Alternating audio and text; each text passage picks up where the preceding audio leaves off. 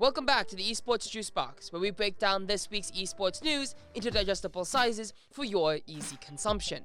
I'm your host, Hayden Kim. In this episode, we cover the announcement of Counter-Strike 2 and an update on the LCK.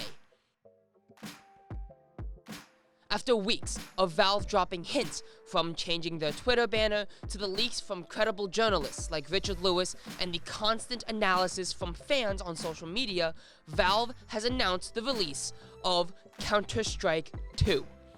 So, what does that mean? As many fans speculated, Counter-Strike 2 is an upgrade of the game engine.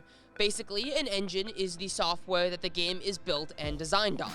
For some context, the current iteration of Counter-Strike, CSGO, currently runs on the Source engine, developed way back in 2004 for Counter-Strike Source, the predecessor of Counter-Strike Global Offensive, and video game Half-Life 2. Needless to say, having one of the most popular video games of all time being run on a software developed before I was born is not necessarily ideal. And that's what makes this announcement so monumental. Valve has a reputation for a lack of effort. While many other FPS games like Valorant, Call of Duty, and Rainbow Six Siege are getting updates and new features almost every month, Counter-Strike tends to go untouched for months on end, with almost no new features, with the exception of new skins and maybe a new battle pass once a year. But that looks like it's all going to change. As of right now, Valve has announced some of the new features in addition to the engine overhaul. In their Counter-Strike limited test, they have shown off reworked smokes, a rebuilt tick rate infrastructure, a reworked audio system, and reworked maps. And yes, all of your favorite skins will be ported over and given a makeover with the Source 2 lighting and materials engine. First, the smokes. Smokes will fill out the in-game world and interact with objects such as stairs and broken windows. It will also react to lighting. But the biggest change will be the new interaction with bullets and other grenades. In Counter-Strike 2, bullets and HE grenades will temporarily push the smokes out of the way and create clear sight lines through the smoke. This is game-changing. Listen to Pimp, a former CSGO pro and current broadcast analyst, talk about how game-changing this is. The smokes is going to be a game changer. That's going to change the fundamental of how not only pro Counter-Strike is being played, but also casual Counter-Strike. Teammates can shoot through the smoke to create gaps and curve the smoke. Grenades can be used to open up the smokes, etc., etc. No more smoke walls. No more, static gameplay where smoke is a smoke no matter what and you can't go through it. I think it's going to open up the game, open up the map, and probably make it slightly, if not a lot, less CT-sided. I think the terrorists are going to, or the T-side, sorry, is going to most likely benefit from that the most. Next, the rebuilt tick rate infrastructure. I'm going to apologize now because this gets a bit technical, so I'm sorry. But tick rate is how often the server refreshes inputs per second. Think of it of how often the game checks if the user clicks their mouse or moves. Current CSGO runs on 64 ticks per second. Third-party servers like Faceit run at 128 ticks per second. The downside of the tick rate system is that there could be input lag, and what you think hits your target does not hit due to the delay. CS2's new tick rate infrastructure overhauls the entire system. The new system now tracks each action independently of the tick, which will eliminate that delay. While this is a huge improvement over the old system, I do have concerns about how well the servers are going to handle this extra workload, especially when Counter-Strike can sometimes reach over 1 million concurrent users. Next, Valve says that with the new Source 2 engine, that the in-game sounds will be more dynamic to create a better gameplay experience. Current users and current test players have cited some issues with the audio, but I'm sure that'll get fixed in the future. And Valve has still not really explained what this new audio system means and how it differs from the old system. This looks to be a good quality of change that improves the game in the long run.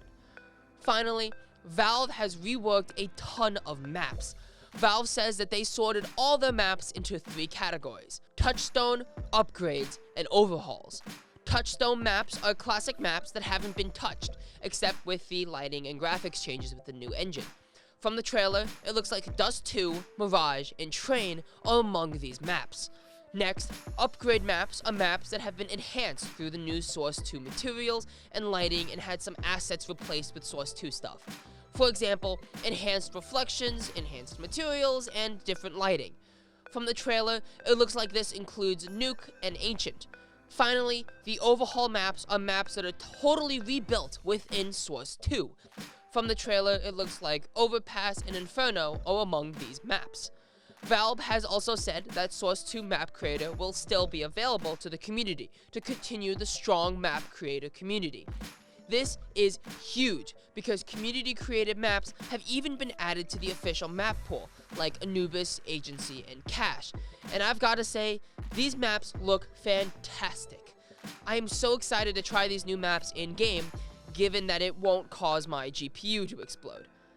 And that's it with the details released by Valve themselves so far. One other note is that the Blast.tv Paris Major in May will be the last major on Counter-Strike Global Offensive, with the next major not coming until March of 2024 on Counter-Strike 2. They haven't included some of the rumored changes yet, like an updated matchmaking system, but this is the most excited the community has been, period. Full stop. And it could not have come at a better time, since CSGO recently broke its all-time most concurrent players record, peaking at over 1.5 million concurrent players last Saturday, March 25th, and with Counter-Strike 2, I'm sure we can hope for another 20 years of Counter-Strike dominance. Now on to League of Legends and the LCK. T1 made history this week, as all 5 members of the team made the All-LCK first team, as well as T1 support Keria winning the Spring Split MVP. Here is the LCK second team, which includes the likes of Kin from KT Rolster, Peanut and Chovy from Gen G, and Deft and Kellen from D+ Kia. And finally, the LCK third team, which includes Dorn from Gen G, Canyon from D+ Kia, BDD from KT Rolster, Pays from Gen G, and Lehens from KT Rolster. T1 is by far the most dominant team in the world right now, as they are by far the best team in the best region of League of Legends. They went 17-1 in the regular season, only losing a series to Hanwha Life, then they won another 13 series in a row. This team is absolutely unreal, as they aim to capture their 10th LCK title on the road to try to win their 3rd World Championship. And that's it for this week on the Esports Juicebox. I hope you enjoyed, and thank you for watching. That was pretty good.